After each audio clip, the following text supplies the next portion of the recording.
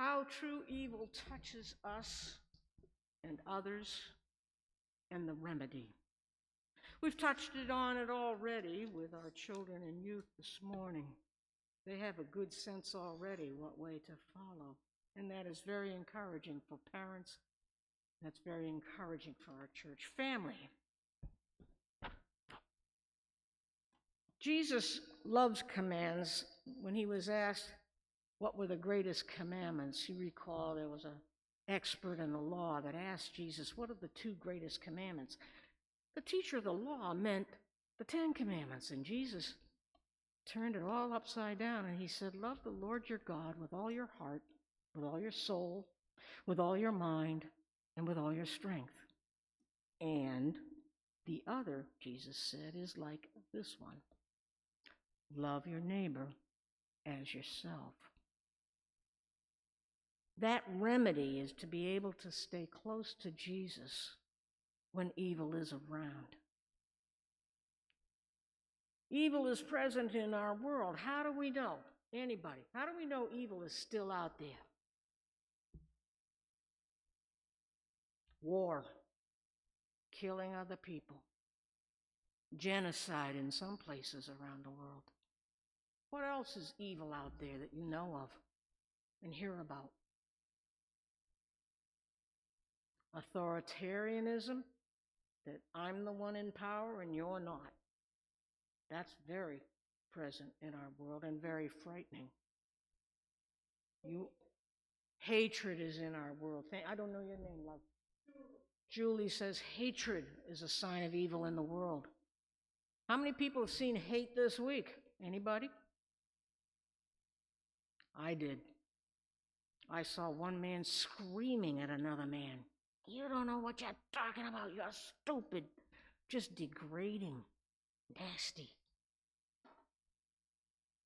God help our immigrants, persons of color, persons who are Asian, Native American, Hispanic, South Americans. They're a big target right now in our world, and it's ghastly. So too are journalists who are writing online, on television, taking pictures of things that are not done well, things that are cruel, like masked people with assault weapons, taking people right off the streets. They're at risk when they write and tell the truth. They already deported a U.S. citizen who was a journalist to another country to jail, just because he did not agree with the current feelings of people in power in D.C. Evil is present in our world. Now, someone might ask and say, well, Jesus said he had overcome the world, and that the devil, the evil one, was no longer in charge. How then is it that the evil one still gets his way? It is by deception. I gotta take this off. It's too hot. It is by deception. One of the evil one's sly ways is, whispering something that just isn't true and wanting you to believe it. Causing confusion in your mind about what is right and what is wrong, when to speak or when not to speak. Confusion. So when you're confused, think quickly. Am I following God's ways? What is God's way with this confusion that I'm feeling about? Jesus knew about evil. He had close encounter of the first kind with evil in the desert. Those 40 days he was in the desert. Tired. No food. The devil tempted him with food. He tempted him with looking out and saying, I'll give you everything. All you have to do is worship me. And Jesus was not confused. Power meant nothing to Jesus because he knew what was right. He'd been sent to show us what was right. The Satan, or Satan, the accuser, is one that still goes around, as Scripture says, wandering around trying to devour someone. Devour, to eat us, to get inside us so much that we would follow Satan's ways, the evil ways. I don't know about you, but when I see abject evil in front of me, there's part of me that gets a little afraid. Because it doesn't take much, right now, even in our country, for it to be turned upon us. Jewish people are warning us, if we don't speak up and we're silent, then we become complicit, just like World War II when they were being persecuted, killed, and murdered. Thou shalt not murder. But what the evil one will do is murder our souls if we allow it. I do get fearful of evil because I see it so much in our world. Humans can be tainted. We talked about that a little bit. We have the 10 Commandments given by God to guide us away from sinning, doing something or saying something, or not doing something we should be doing, or saying something we should be saying. It works both ways. And we choose to do it. To choose to be silent right now in our country is a dangerous thing. There are many advocates out there protesting, and they take a risk. Just like in Los Angeles when the military was sent there, just like now in D.C. with the military in charge. These are overstepping of power that's not appropriate. And I feel for the folks, both in Los Angeles and in D.C. And the plan, is to keep doing it in other cities. The other cities, many of them have already been named. Boston wasn't on the list yet. We cannot be complicit and be silent when we see evil being done, cruelty being done. It's a choice we make to say or do something that we know is wrong, and choosing the wrong way, and saying or doing the wrong thing.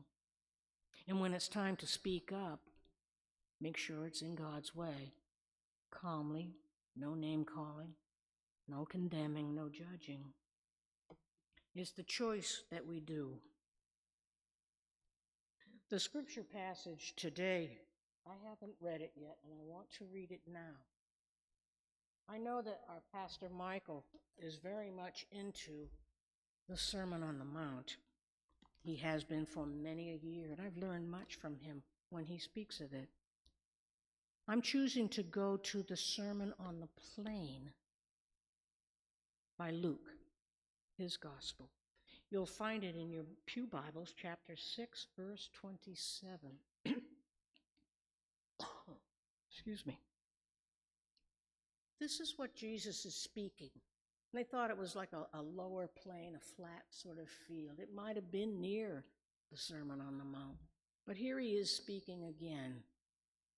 And Luke tells what Jesus says. He says, I tell you who hear me, says Jesus, love your enemies. Do good to those who hate you. Does that feel normal? Not always. Bless those who curse you. Pray for those who mistreat you. If someone strikes you on the cheek, turn to him or her the other also. If someone takes your cloak, your outer garment in those days, do not stop him or her from taking your tunic. Give to everyone who asks you. And if anyone takes what belongs to you, do not demand it back. Do to others as you would have them do to you. That golden rule. If you love those who love you, what credit is that to you?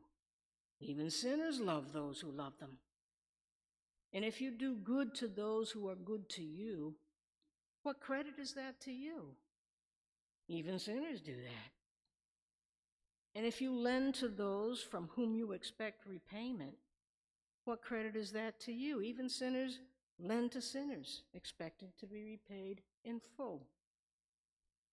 But love your enemies. Do good to them. The Greek word actually means do well to them, out of the love that you've been shown by God and Jesus. Lend to anybody without expecting to get anything back. Then your reward will be great, and you will be sons and daughters of the Most High, because God is kind to the ungrateful and wicked. Be merciful, just as your Father is merciful. And then what I love is that Matthew at this point, after talking about loving enemies, goes on to other things and then talks about judging.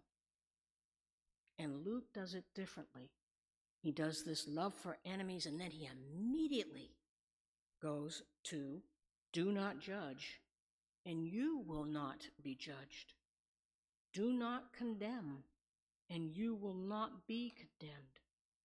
Forgive, and you will be forgiven. Give, and it will be given to you. A good measure, pressed down, shaken together, and running over, will be poured into your lap. For with the measure you use, it will be measured to you. The part with this about do not judging, it is very tempting to judge people in power that do cruel and horrible things. It's very easy for us to judge. It's easy to be angry about it. It's easy to be angry about the genocide going on in Gaza by Israel and those that back Israel. Even, I dare say, our own country. Truth be told, we are complicit whether we like it or not. And it's a feeling of being so impotent, so discouraged that we as individuals can't make a darn bit of difference what's going on over there. But we do have a voice. And when more than one person and groups of people stand out and say, this is wrong, it is not in God's way, they protest together, they make their signs together. And that is something that can be encouraged, because if we're silent, then we are also to blame. But if we're not silent and we speak out together as groups, group feels a little safer to go protesting in. Know your rights if you go and protest. It's important. Speaking out on social media, if it's safe for you to do so. I'm discouraged. I see cruelty and dishonesty. I see corruption. You can say what you see. You might get a flashback from somebody else that's going to argue with you. Don't argue with people on social media. You don't need to. Just keep putting out God's way. And what is God's way with what you see in our world? The measure, this measure that Luke is speaking about, a good measure pressed down, shaken together, and running over will be poured into your lap. It refers to the way they made grain portable. They would put it into a basket or a wooden bowl and give it to somebody else as a gift. Measuring people is not wrong. Judging them is. We measure people all the time. You know, are they a good person? I didn't like what they did. But we don't judge. We don't judge. The measure that we will receive day in, day out, and in eternity. The measure we will receive is how we measure others. So measure generously with compassion rather than judging. We don't know when we see someone walking down the street what they are struggling with. We don't know if the teacher in school is just having a bad day, or a teenager that's depressed and feeling horrible. How can we say something, do something to lift another up? It is critical. Our young people need so much encouragement as they go into adulthood and even after adult. Young people need encouragement. And that's something as Christians we can offer in spite of ourselves. It doesn't cost you anything to encourage somebody and build somebody up. It doesn't cost us anything. I like the way that Luke put judging right after love your enemy. An enemy in the dictionary, I had to pull out a dictionary to be sure I was on the right track, is one who feels hatred toward another, one who intends to injure and harm another or to do harm to another, one who obstinately opposes another.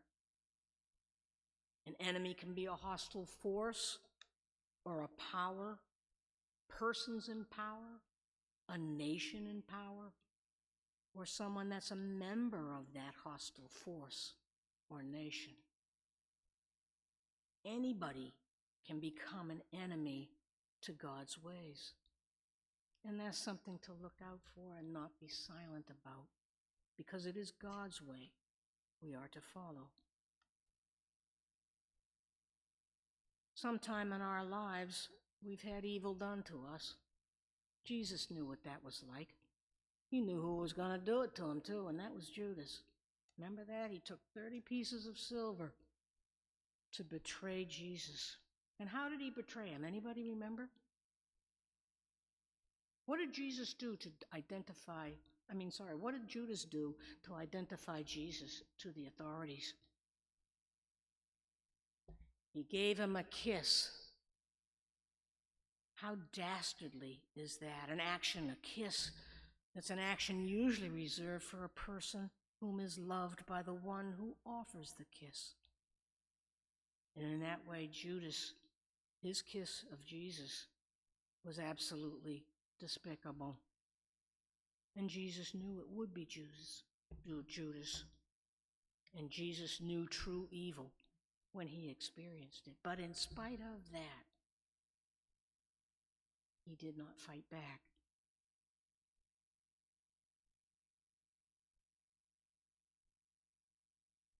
We struggle sometimes when we say somebody I know is hard to love. Ever have someone like that in your life that's, it's hard to love that person? We all know what that can feel like. They're angry all the time, or they're narcissistic. It's always about them and never about you. We know what that's like. What do we do in those cases when someone is hard to love? Jesus would say, love them all the more. Show them what true love is. Like pouring the hot coals on your head, like in Isaiah. I was angry once, quite angry and upset. I was trying to make a little money by selling something off the end of my driveway. It was my oldest child's unused toy box, which was nicely finished. It had a back on it and braces so you could use it as a bench as well as a toy box. It was a large one, and it was decorated, and it could lock with the key, and I still had the key. Amazing. There were holes drilled in the back of the box so that if a child climbed in, they'd still be able to safely breathe. I had placed a for sale sign for $30 on the box, the toy box bench. It was in good condition and could be used well for someone who wanted to get something fairly cheap that was that nice. Even the wood was worth more than $30. Along comes a Cadillac Escalade and a woman driving. She gets out. It's a late model Cadillac Escalade, maybe 3 years old. I don't know about you, but I couldn't afford a Cadillac Escalade. She was dressed in very fine clothes, rich materials, several gold chains with diamonds around her neck and earrings with diamonds as well. And they weren't fake. I know the difference when I see them. She offered me $10 for it. I said, well, I can come down to $25. And then she offered $12 for it. I came down to $15 and said that was as low as I could go. I needed the money at that point. And she got very angry with me. Why won't I sell it to her for $12? I said, I really need the money, and it's worth more than $12. I said, maybe you can find a $12 toy box bench at a department store or a children's store. I don't know. She got even angrier, went back to her Cadillac Escalade, and zoomed and roared off, leaving rubber on my driveway. I noted the license plate because she was overly angry, and I didn't know why. I tried not to judge. It was hard not to, but I had to hold firm for the sake of my family and the money that I needed for it. I headed back to the house. No sooner had I gotten in the door, about 5 minutes later, I heard a car screech at the end of my driveway. I went outside, and the woman had taken the toy box bench into that same Cadillac Escalade, stealing it from my driveway. I was pretty angry, and I also sad that someone would do that. I remembered Jesus' way of love and prayed. It was hard for me to forgive that woman.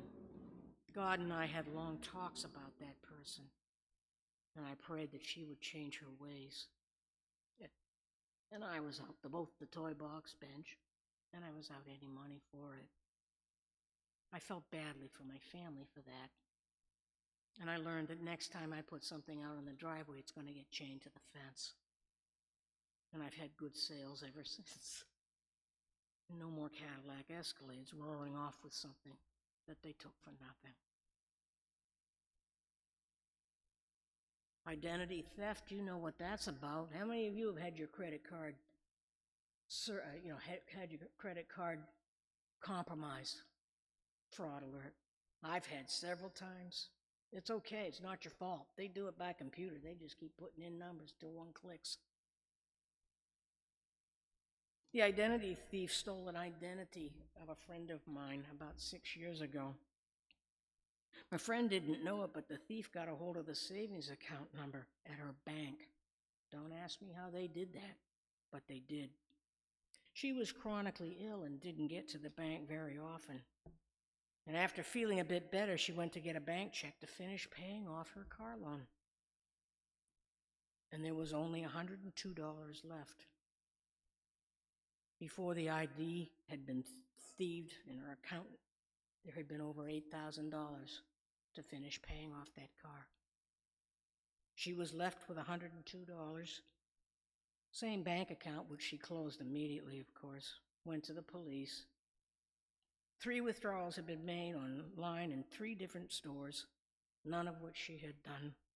She filed the theft report and with the bank, but no footprint, no identifiable cyber footprint had been left. That thief was very good at what he did, or she did. My friend could ill afford to lose that money and had no recourse but to try to save again and pay her car off. It took her 3 more years to do that. Even though she was chronically ill, she was still working full time. The damage was done. I felt bad for her. I felt angry at this kind of ID theft that happens. It's a large pit to climb out from. You have to prove you are who you are. You have to go through all your credit cards, your checking accounts, savings accounts, anything you have held financially, and change everything quickly before it's even caught more. I offered to help her financially. She refused the gift. I could have been hurt by that, but I wasn't. She was a proud woman, and there was part of her that felt like it might have been her fault. And I said, it was not your fault. This is happening all over the world. One of my credit cards, I have a credit card that's different than the one my husband and I both share. Someone in Italy tried to buy a rail pass, good chunk of money over there in Europe for a rail pass. And I had alerts set up with my credit card company. They alerted me by email right away and then followed up with a phone call right away. I said, cancel that credit card immediately. There was one more attempt to use it, and it had already been frozen. I was out without the credit card for a few days till they sent me a replacement one. And this is why I don't use a mailbox outside my house. And we use a post office box for our mail. Mail theft is up too, another form of evil going on, looking for checks because they want to wash checks now chemically and use them again. I press really hard with a ballpoint pen. No fluid inks, no gel inks on your checks. Things feel dangerous when there's that much evil, and it can be a danger to each of us individually, but we're not allowed to judge, and we're trying to pray for enemies.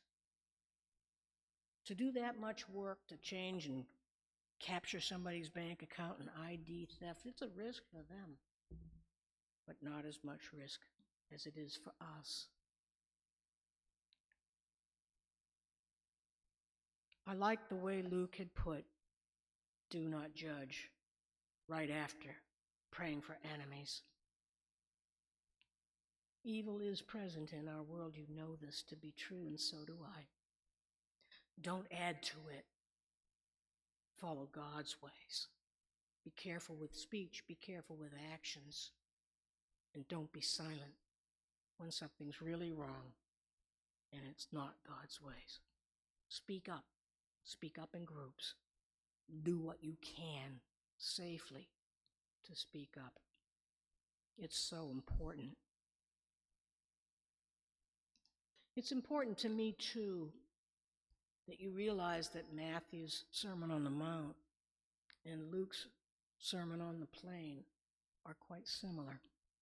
Luke's is much, much shorter than Matthew's. Why would that be? Some scholars believe there was an original source, unnamed and unfound archaeologically, where Luke and Matthew took their information from. And some scholars still believe that. They call it Quelle, which means the source in German, and they abbreviate it to Q for the 230 some odd similarities between Matthew and Luke.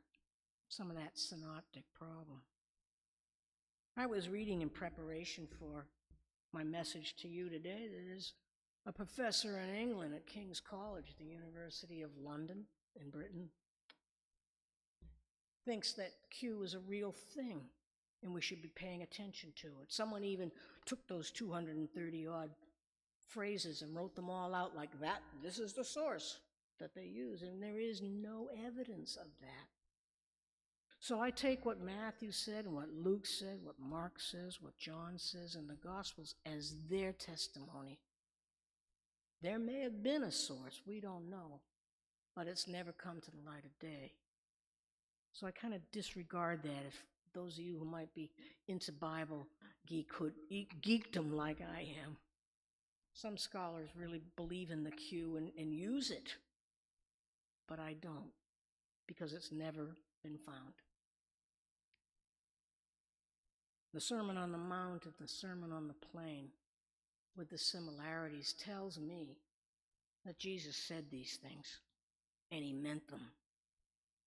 Hard as they can be. Someone slaps me on the face, my instant reaction is, put my fists up. I was hit too much as a child. I don't know if I'd even turn my face. Go ahead, hit me again if you want, thinking in my head. Today, that's assault. People don't do that so much, but in Jesus' time, it was a cultural thing. It was like an insult to somebody be slapped. And it's something we tell children and youth not to do. It's not right.